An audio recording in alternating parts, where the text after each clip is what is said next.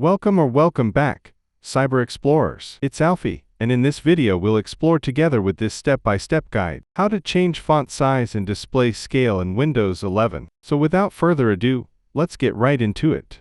Changing the font size and display scale in Windows 11 is quite simple. Here are the steps. Right-click the Start menu and click on Settings, or press the Windows key, +I to open Settings. In the Settings app, click on Accessibility. In the Accessibility settings, find and click on Text Size. Move the slider to increase or decrease the text size. You can see a preview of how the text will look as you adjust the slider. Once you find a size you like, click Apply to make the change. Your screen may blink briefly as the settings take effect. If you want to make everything larger, including images and apps, you can also adjust the scale settings under the Display section in the System menu in the Settings app. And that's it for today. If you found this video helpful, please give it a thumbs up, consider subscribing, and don't forget to activate the notification bell so you won't miss out on any new uploads. Thank you for watching. Until next time, see you later.